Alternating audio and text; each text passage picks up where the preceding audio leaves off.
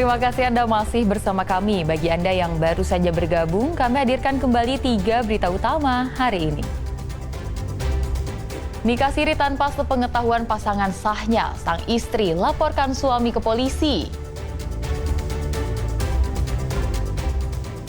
Menolak direlokasi, ratusan pedagang pasar Bogor melakukan aksi unjuk rasa di Balai Kota Bogor. Hari Raya Idul Adha tinggal menghitung hari, namun penjualan hewan kurban masih rendah.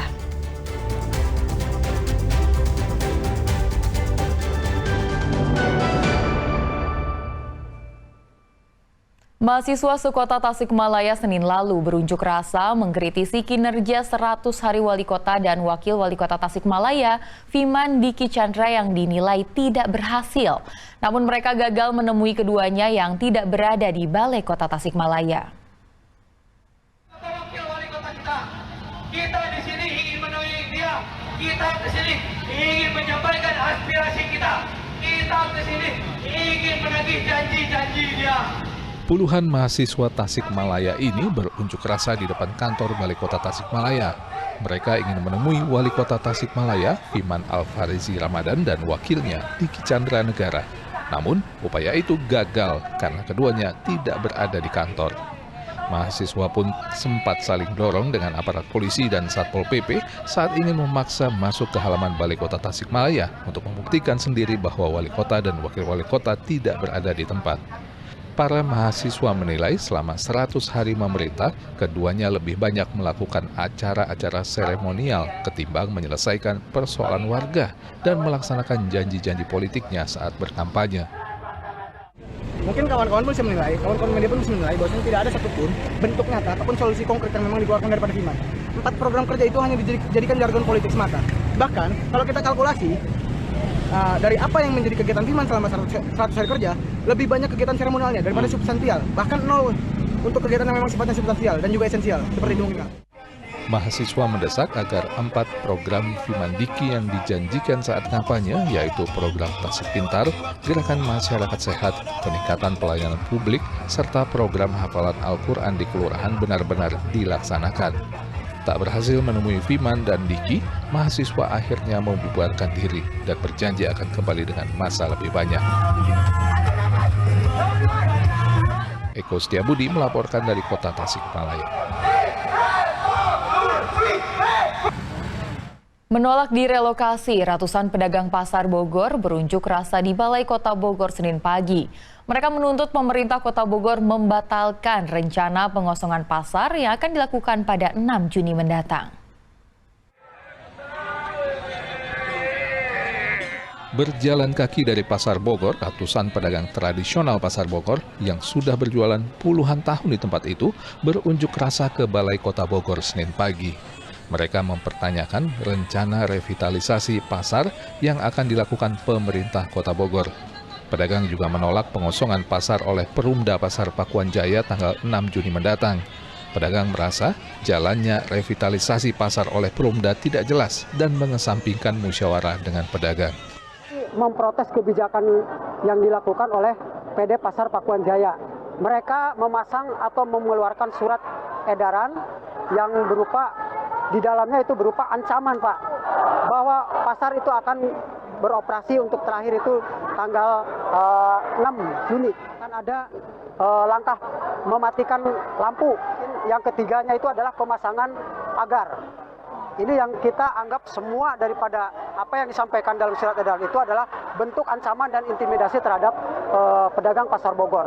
Sosialisasi akan ada dibangun atau direnovasi? Belum ada, Pak. Itu kalau baru wacana, makanya kita datang ke sini untuk menanyakan sebenarnya revitalisasinya itu berupa apa. Ya, dan di sana disebutkan bahwa kita akan direlokasi.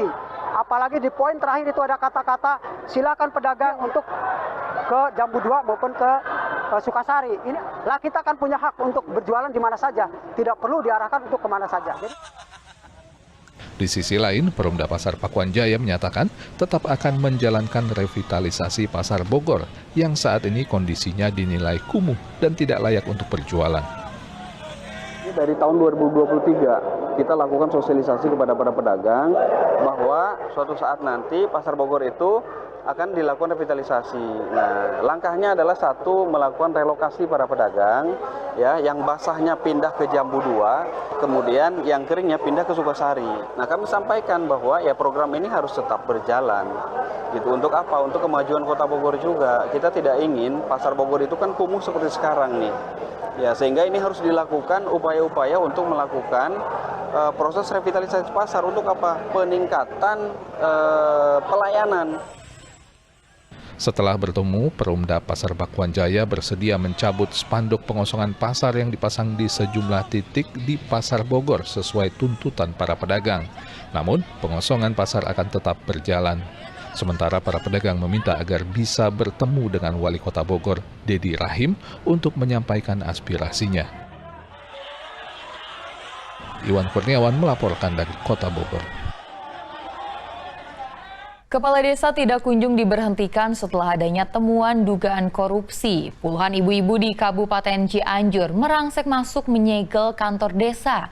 Sempat terjadi ketegangan saat petugas menghadang puluhan emak-emak ini. Perlihatkan keadilan buat kami, Pak. Jangan menghina. Tuntutan agar kepala desa mereka diberhentikan dilontarkan puluhan ibu-ibu warga desa Cibarengkong, Kecamatan Bojong Picung, Cianjur saat berupaya menyegel kantor desa Cibarengkok. Namun upaya mereka dihadangkan petugas kepolisian yang sudah berjaga di halaman kantor desa. Mereka menuntut kepala desa lengser setelah terbukti sejumlah temuan dugaan penyelewengan anggaran desa. Tuntutan warga hanya untuk meminta Kades Cibarengkok turun dari jabatannya untuk lengser. Karena kenapa di sini sudah tidak ada lagi pergerakan, sudah tidak ada lagi, bukan pergerakan ya, tapi pelayanan dari Kades juga sudah tidak ada sebenarnya.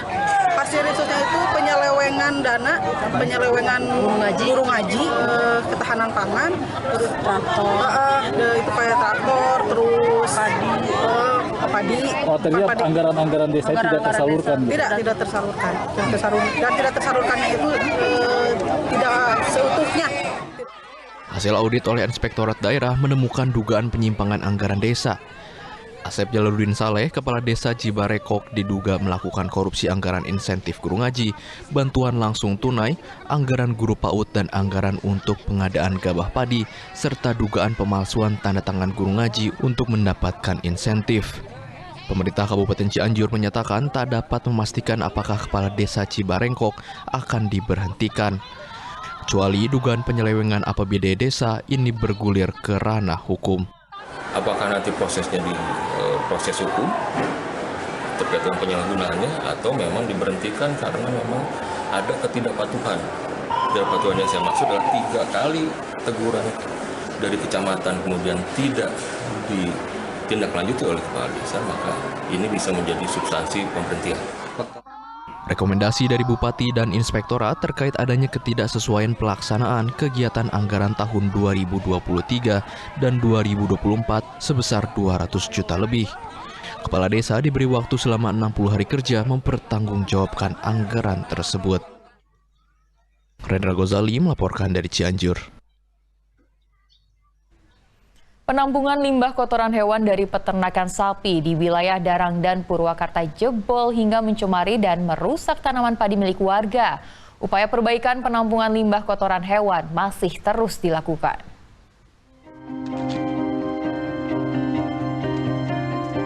Aroma bau busuk tercium di sekitar permukiman warga Desa Sirnamana, Kecamatan Darang dan Purwakarta. Hal ini terjadi akibat jebolnya penampungan limbah kotoran hewan di peternakan sapi PT Lembu Jantan Perkasa. Jebolnya penampungan limbah membuat 1 hektar sawah warga yang baru saja ditanami padi rusak. Selain itu, warga juga mengeluhkan banyak lalat akibat jebolnya limbah kotoran hewan. Kini warga berharap perusahaan segera membenahi kotoran sapi yang meluap serta memberikan ganti rugi agar sawah mereka bisa segera ditanami kembali. Awalnya tuh seperti mau hujan, biasa. Lama-lama air datang dari sana, gede banget. Ya, kira itu apa?